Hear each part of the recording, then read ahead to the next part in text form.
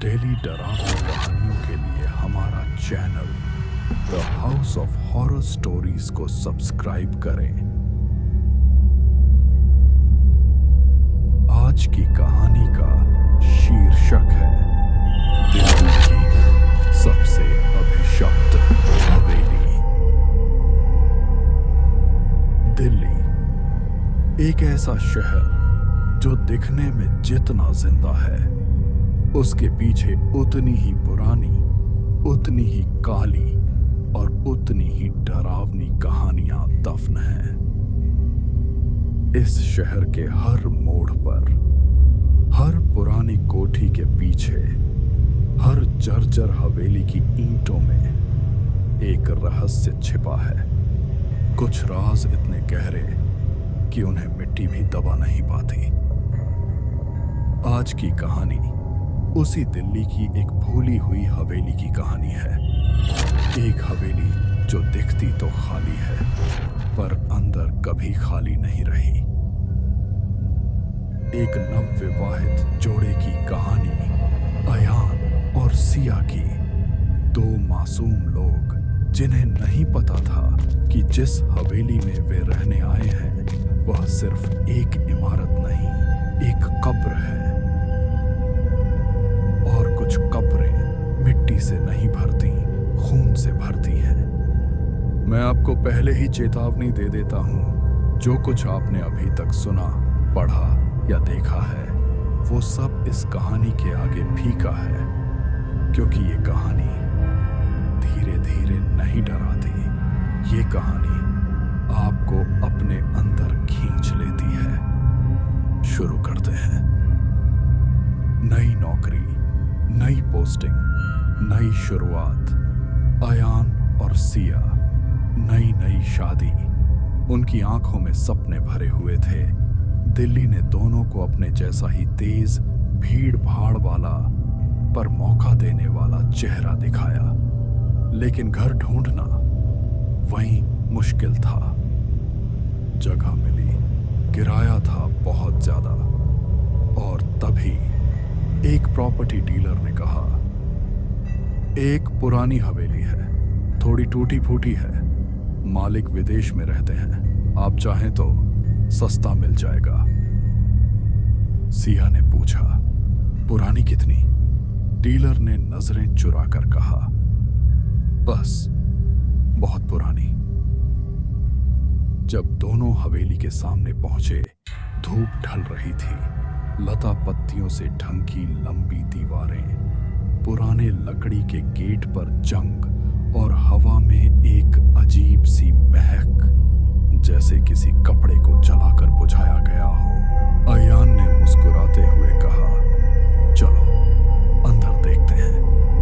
दरवाजा जब खोला गया तो आवाज आई, ऐसी आवाज जैसे कोई अंदर से पकड़कर रोक रहा हो, या फिर कोई बहुत समय बाद इस दरवाजे से बाहर निकला हो।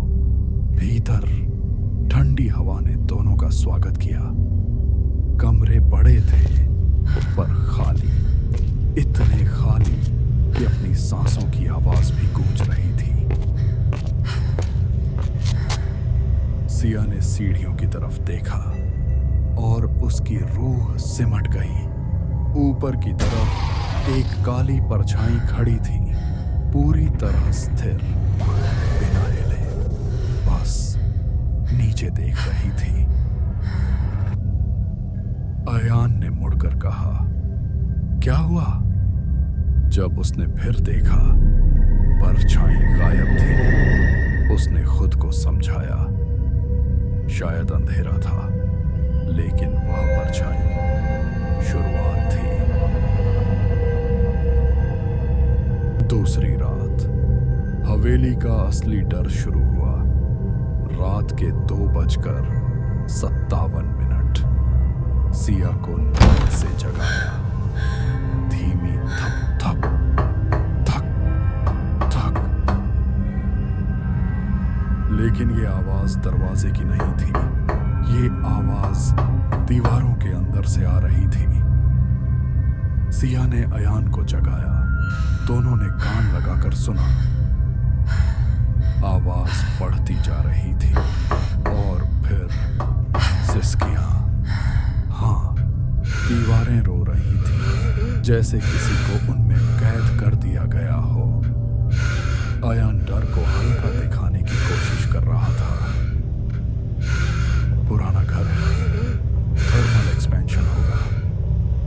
पर सिया को पता था ये आवाज किसी चीज या किसी व्यक्ति की थी।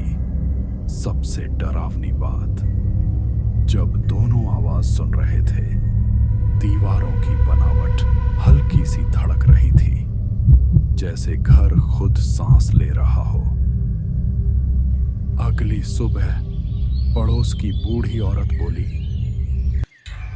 तुम लोगों ने ये हवेली सच में ले ली? अयान ने पूछा, क्यों, इसमें क्या दिक्कत है? औरत ने धीरे से कहा, इस हवेली में जो भी रहता है उसे रात में आवाजें सुनाई देती हैं। ये हवेली खाली नहीं है बेटा। सिया को 3 रात से एक ही सपना आ रहा था।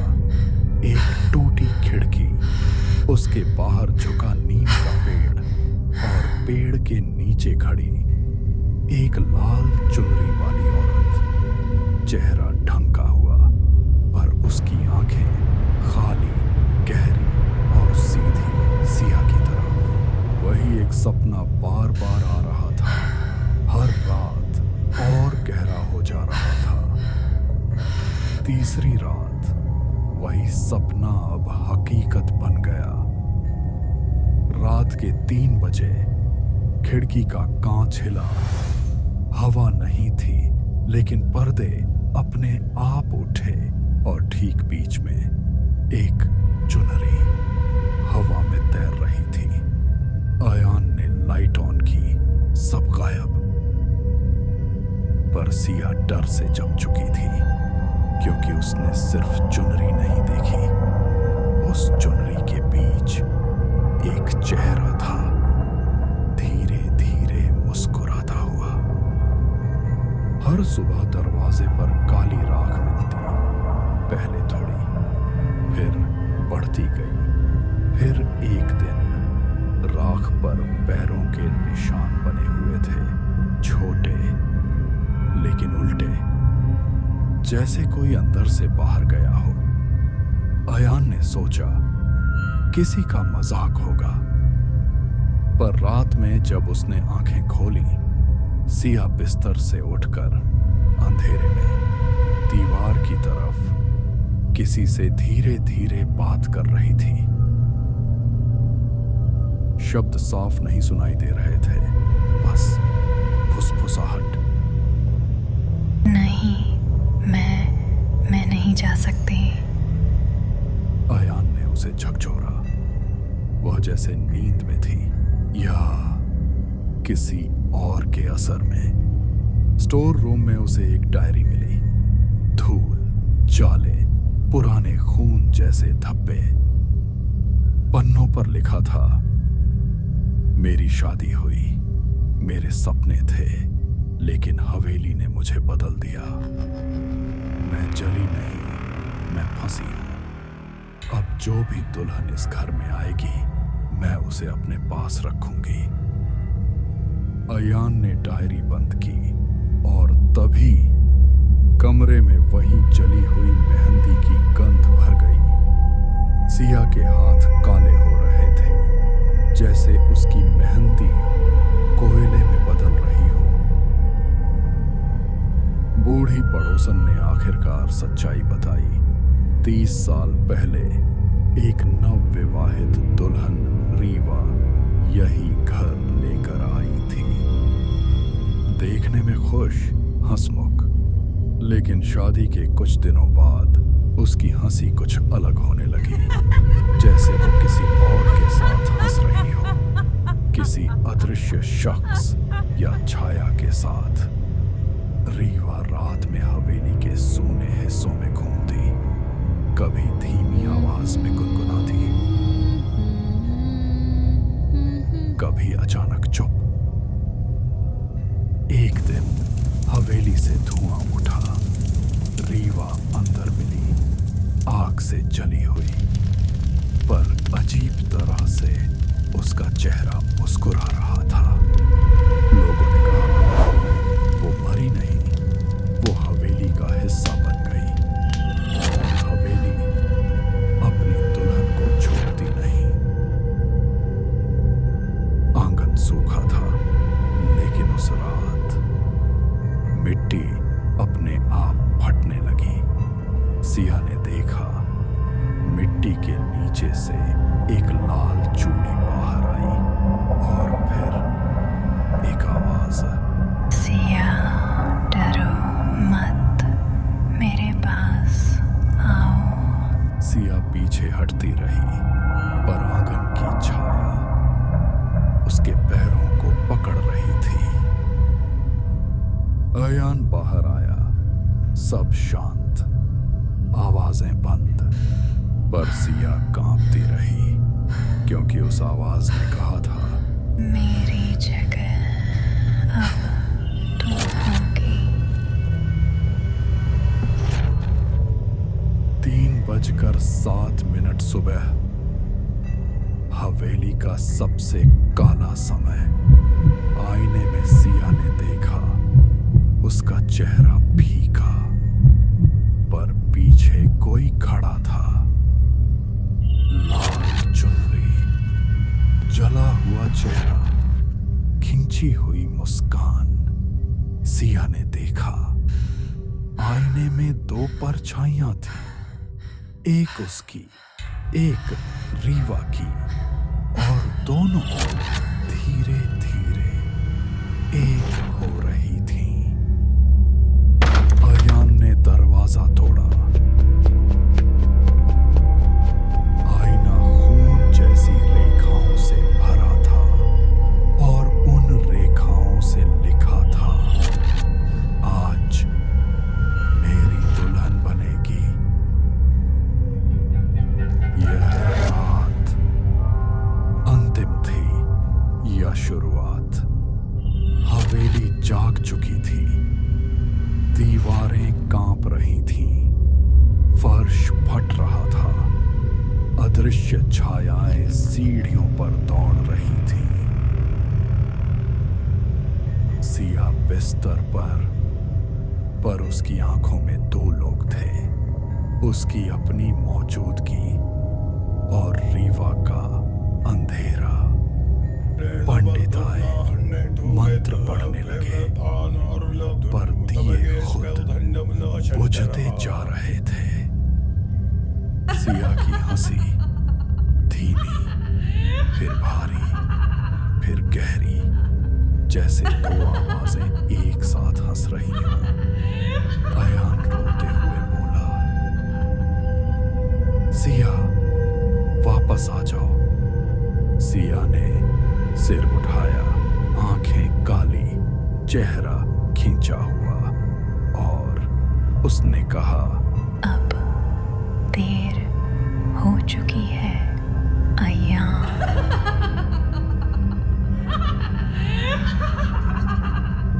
हवेली का मुख्य दरवाजा खुद बंद हो गया। सब कुछ शांत हो गया।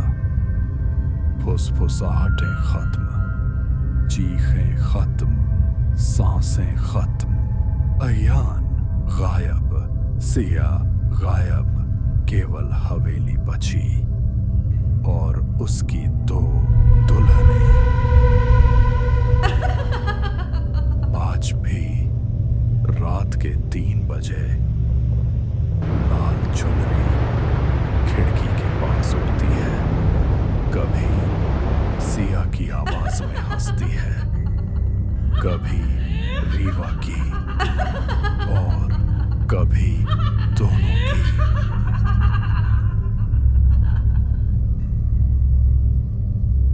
हवेली आज भी खड़ी है, और अपने अगले मेहमान का इंतजार कर रही है, क्योंकि कुछ घर कभी खाली नहीं होते, कुछ दुल्हनें कभी वापस नहीं जाती। लखनऊ की भूतिया दुल्हन।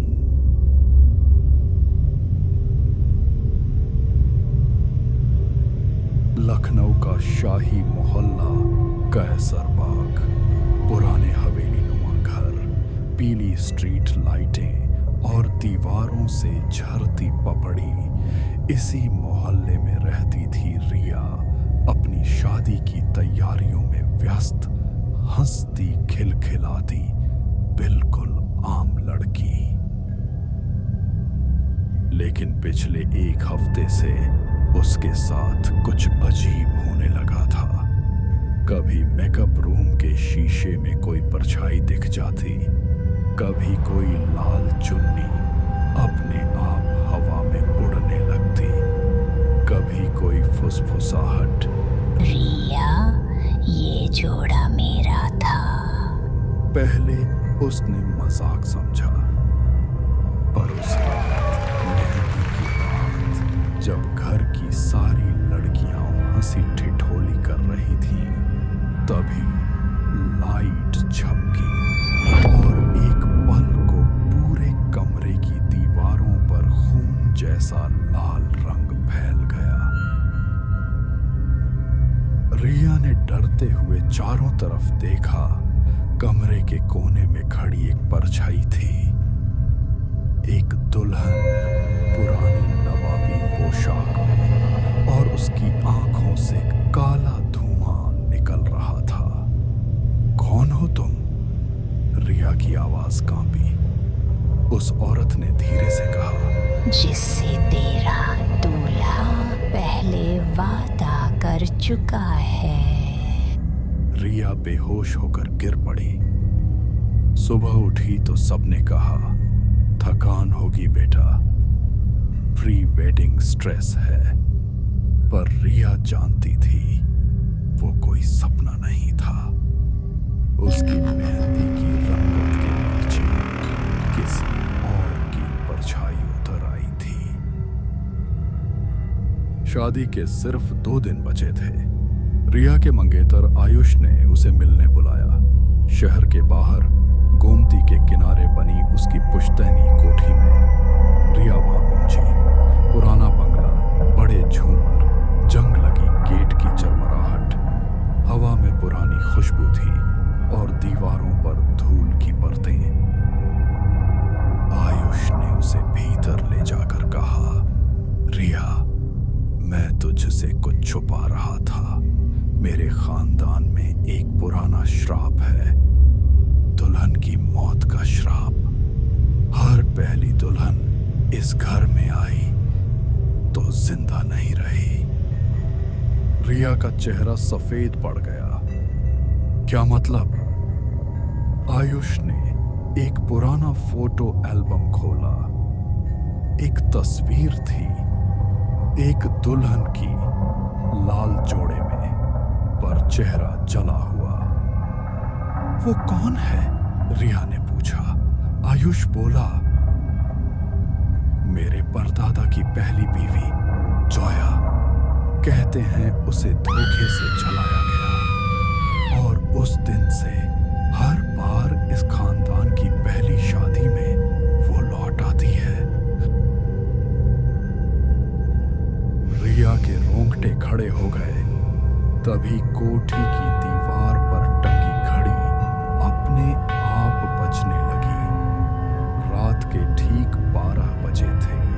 ऊपर की मंजिल से बेंच खिसकने की आवाज आई।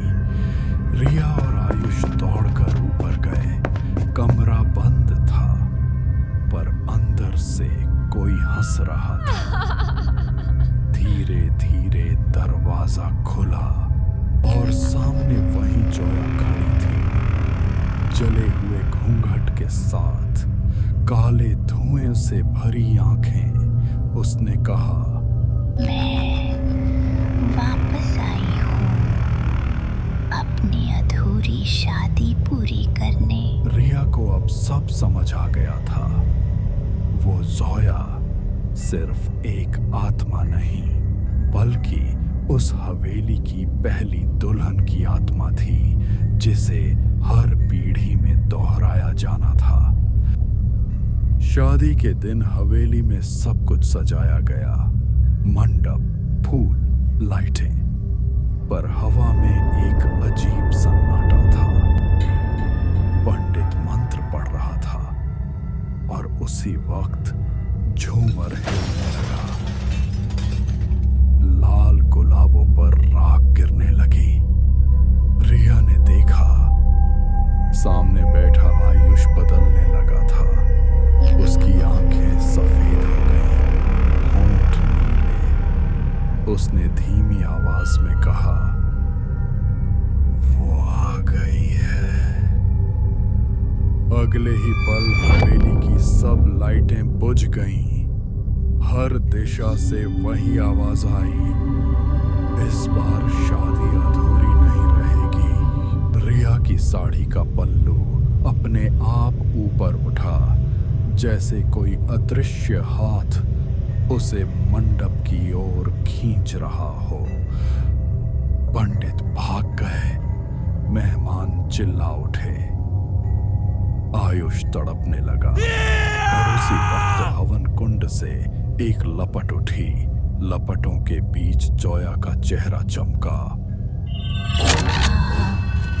शादी पूरी हुई। लपटें शांत हुई।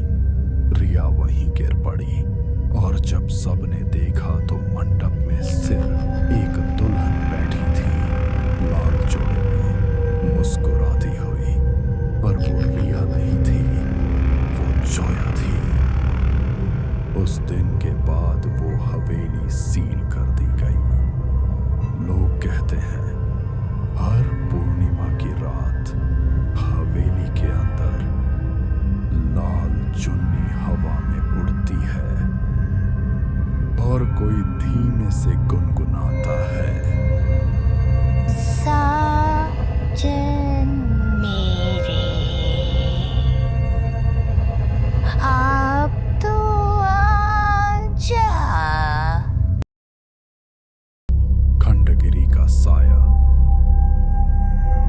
17 घंटे से ड्राइव कर रहा हूं, बस में, रोड और ट्रक की आवाज।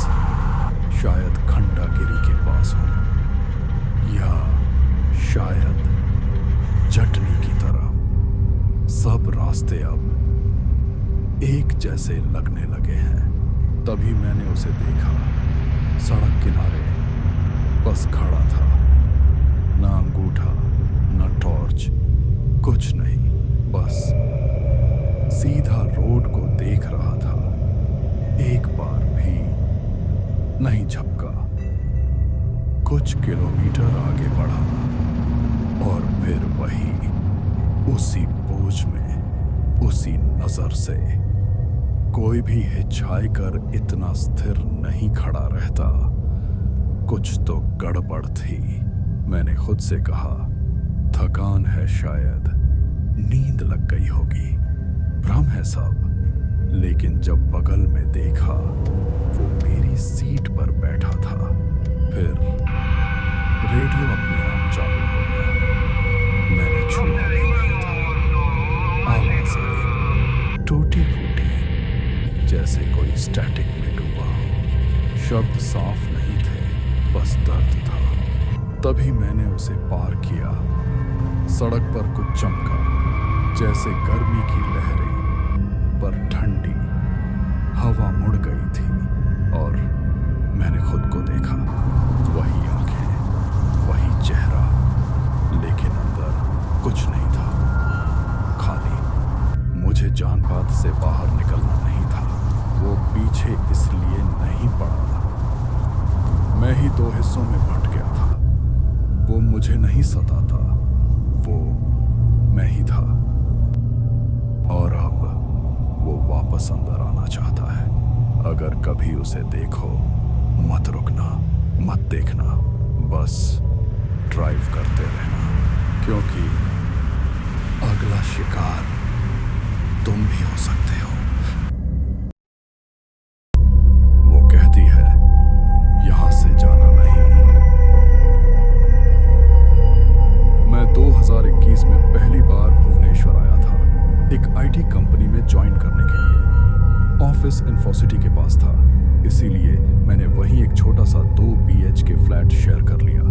किराया कम करने के लिए मैंने ऑनलाइन रूममेट ढूंढा।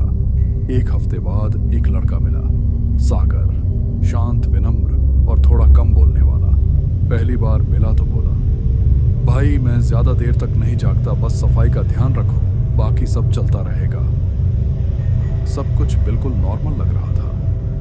पहले कुछ दिन बहुत अच्छे गुजरे। सागर ऑफिस जाता, शाम को किताबें पढ़ता और जल्दी सो जाता। लेकिन 1 हफ्ते बाद छोटी छोटी अजीब चीजें नोटिस होने लगी। रात को हॉल से हल्की सी आवाज आती, जैसे कोई फुसफुसा रहा हो। कभी कभी बाथरूम की लाइट अपने आप जल जाती। मैंने सोचा शायद वायरिंग की दिक्कत होगी। एक रात मैं थोड़ा देर तक काम कर रहा था। सागर अपने कमरे में था। करीब 1 बजे हॉल से पानी गिरने जैसी आवाज आई। मैं उठा और देखा सागर के कमरे का दरवाजा आधा खुला था और अंदर लाइट जल रही थी। मैंने झांक कर देखा, वो पलंग पर नहीं था, वो फर्श पर बैठा था, दीवार की ओर मुंह करके कुछ बड़बड़ा रहा था। मैंने हल्के से कहा, सागर। वो रुका, धीरे से मेरी तरफ गर्दन घुमाई और बोला, वो कहती है यहां से जाना नहीं। उसकी आंखें खुली थी, पर जैसे किसी और की आवाज बोल रही हो। मैं जड़ हो गया।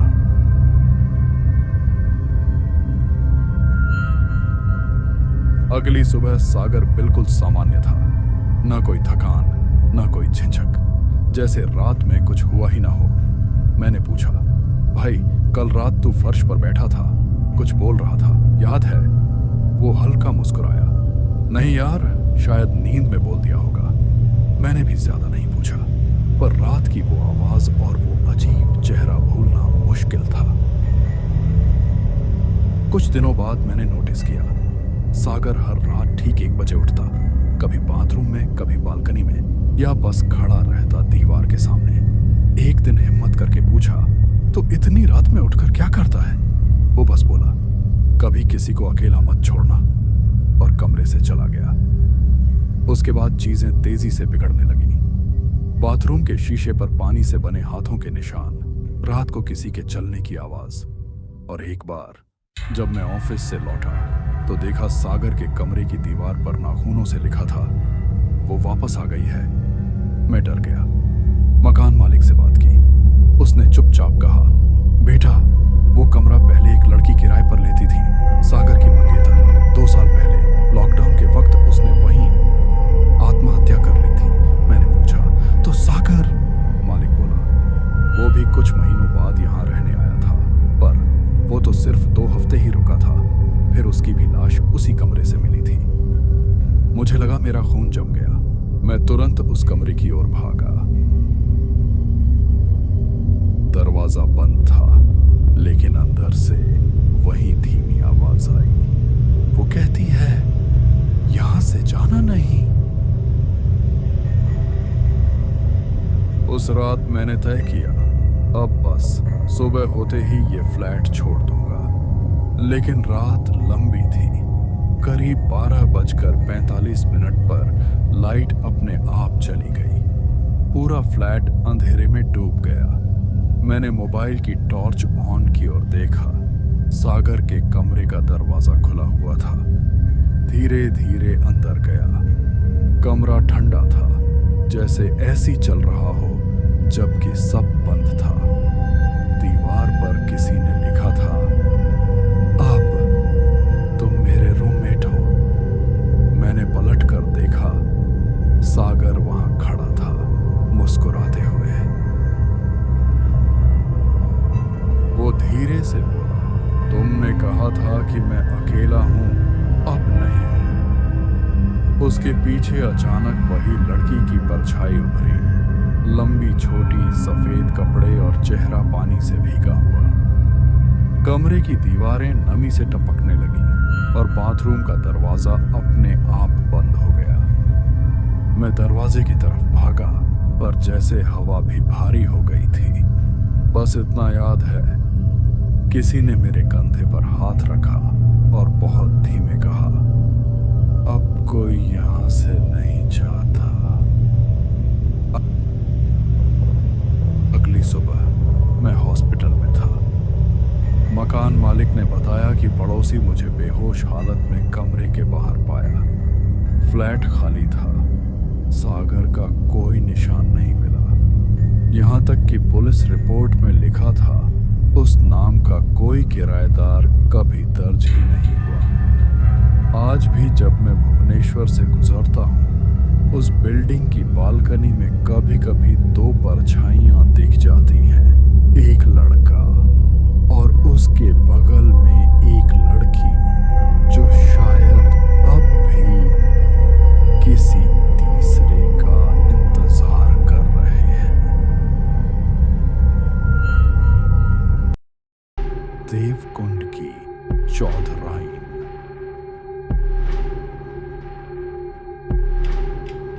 मैं अनुराग हूं। मेरी कहानी कोई आम कहानी नहीं है। ये एक ऐसी सच्चाई है जिसे मैं भूलना चाहता हूं, पर भूल नहीं पाता। ये घटना 3 साल पहले की है, जब मैं गर्मियों की छुट्टियों में अपने ननिहाल गया था। एक छोटा सा गांव उत्तराखंड की पहाड़ियों में बसा हुआ। गांव का नाम है देवकुंड। सुनने में बड़ा शांत और पवित्र लगता है, पर उस जगह की एक स्याह सच्चाई है जो शायद वहां के लोगों की जुबां पर अब भी ताले लगाए रखती है। रात का सन्नाटा और पहली आहट। पहली रात जब मैं पहुंचा तो सब कुछ सामान्य था। मामा मामी ने प्यार से खाना खिलाया। बाहर ठंडी हवा चल रही थी और आकाश तारों से भरा हुआ। लेकिन जैसे ही मैं सोने गया, अजीब सी बेचैनी महसूस होने लगी। ऐसा लग रहा था जैसे कोई मुझे देख रहा हो। करीब 2 बजे रात में मेरी आंख खुली। बाहर से किसी औरत के रोने की आवाज आ रही थी। मैं दरवाजे तक गया और जैसे ही किवाड़ खोला, वो रोना बंद हो गया। दूर खेतों में झींगुरों की आवाज आ रही थी। मुझे लगा मैंने एक परछाई देखी है, एक औरत की, लंबे बाल और सफेद साड़ी में, जो पीपल के पेड़ की तरफ बढ़ रही थी। अगली सुबह जब मैंने मामा से इस बारे में पूछा तो उनका चेहरा फीका पड़ गया। पीपल के पास रात में मत जाने अनुराग, उन्होंने सख्त लहजे में कहा।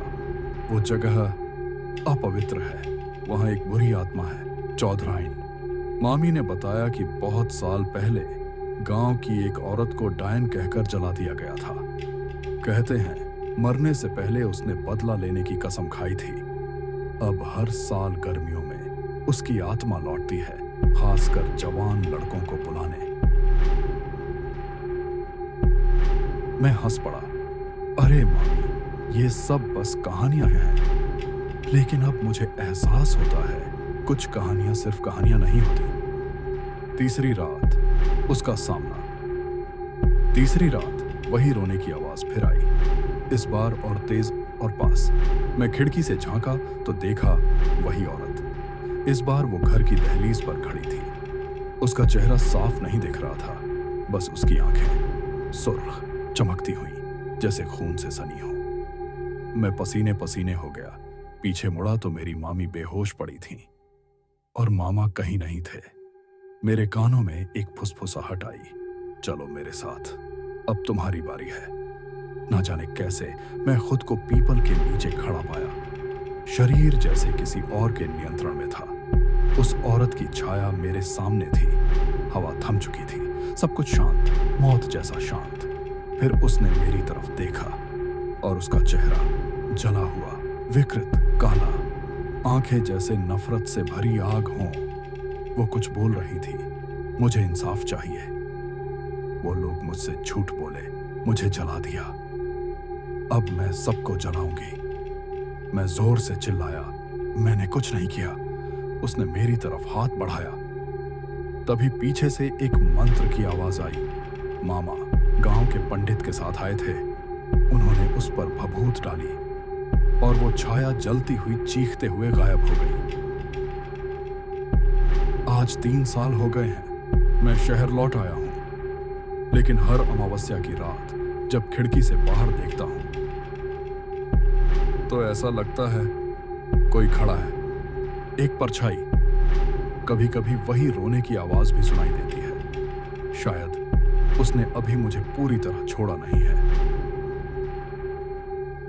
अगर तुम कभी देवकुंड जाओ तो पीपल के पास मत जाना, और अगर किसी औरत के रोने की आवाज सुनो तो जवाब मत देना, क्योंकि हो सकता है वो तुम्हें बुला रही हो। यह कहानी पसंद आई है तो लाइक, शेयर और सब्सक्राइब करना न भूलें, और ऐसी ही डेली डरावनी कहानियों के लिए देखते रहिए the house of horror stories को।